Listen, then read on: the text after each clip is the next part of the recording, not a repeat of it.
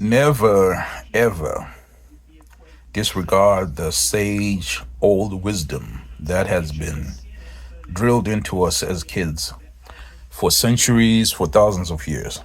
It's simple wisdom. Things like love thy neighbor as you love yourself, things like the grass is not always greener on the other side.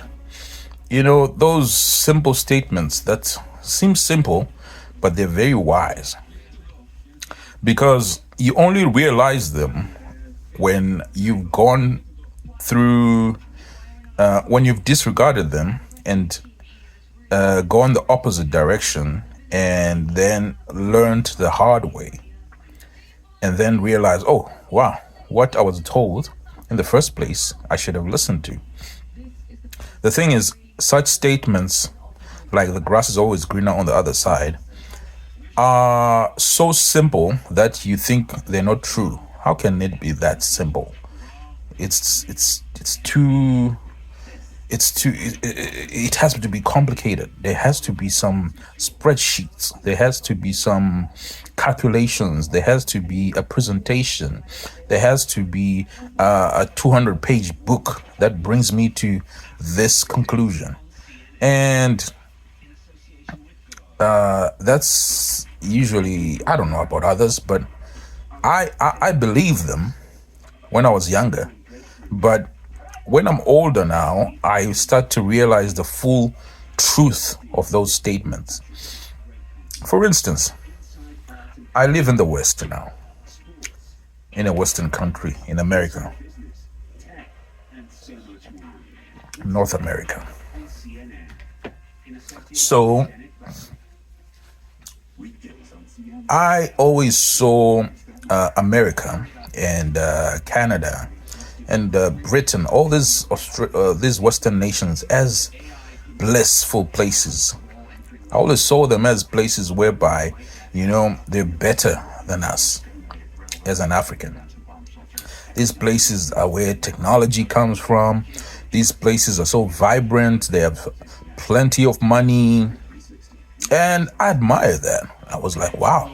Because I was seeing it through the lens of Hollywood, through the lens of a filtered periscope. And I didn't understand what the situation on the ground was like, actually, until I came here. And then I started to notice people are miserable here. People are depressed. People are medicated. And when you're coming from a country as poor as countries in Africa are very poor compared to the West, you compare the level of misery to your country and you're confused. Because in my country, the level of depression is nowhere near the depression that is here in the West. People are struggling financially, people are poor, but people are generally happy. People are generally happy. You know, the first time I heard of someone committing suicide, I think I was in my teens, and it was a faraway person. It was a shock. I'm like, what the hell happened? Someone hanged themselves? Not to say that suicides don't happen in where I come from, but they're way less frequent than they are here. And that begs the question, why? You're in a relatively worse environment. You know, Africa, everyone knows Africa is generally poor. So it goes to say that you would expect people to be offing themselves at a higher rate than in the West, where it seemingly seems to be the land of plenty. Why is that? I think some of it is spiritual. I think some of it is the things that are done by Western governments have a spiritual impact.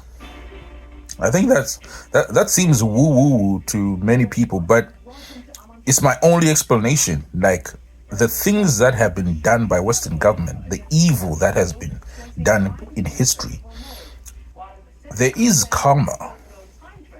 There is justice that is filtered through a world, realms that we do not see and we do not understand.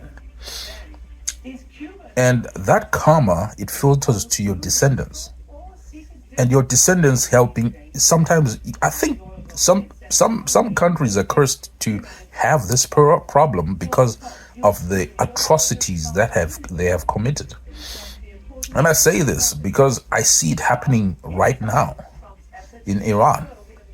You just killed almost 200 kids, learning little girls.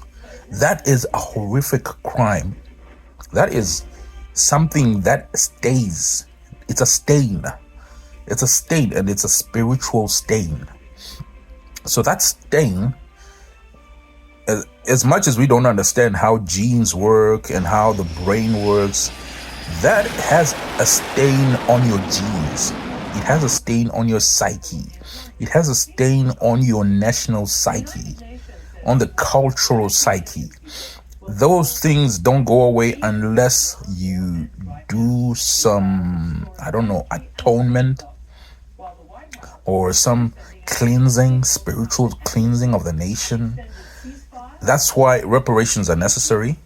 Reparations are necessary to release that stain, to cleanse those memories, to let go of the anger, because the anger of the people who were done harm, it stays if you don't do something about it. So if you don't do reparations, if you don't do atonement for the crimes your nation does, something bad will happen to your descendants. And because we live in a secular society, many people are atheists. They think it's nonsense. They don't understand this kind of thinking. They just live hedonistic lives where it's selfishness. But in Africa, this is very important, whereby you need to cleanse. People sacrifice goats or animals or cows as offerings to ask for forgiveness when something bad happens. They're very, very spiritual. Africans in general are spiritual, so they take care of the spirit. So I think as much as Africa is poor financially and economically, it's very rich spiritually. So yes, there are spots in Africa that we cannot ignore. Places like the Congo, Rwanda, all those places that have had some very terrible things happening, atrocities.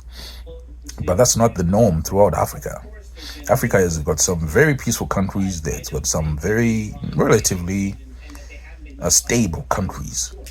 And in general, especially where I came from, it's poor, but you have a general sense of community, general sense of well-being, cultural preservation, the bonds of the people are generally sewn together by a common purpose and a common understanding that certain things are taboo, certain things are wrong. You don't do them. Your kids don't do them. You teach your kids never to do certain things. There are cultures in place that have been there for thousands of years, and cultural norms that are still being passed down to children, to their children, and it is emphasized that you need to not do this. You need to keep doing this. If something like this happens, you need to do this. So I don't see it happening in the West. I see a lot of individualism and a lot of worshipping of the financial sector, a lot of worshipping of money. This capitalism has ingrained a sense of longing for for future stability, and not living for the now. And that's also a main difference between Africa and the West. Is people in Africa, they generally live for the now, almost like the birds. They just like, okay, we're gonna eat now. We're gonna find food tomorrow. Something's gonna come up, which is wrong in this current system of economic integration.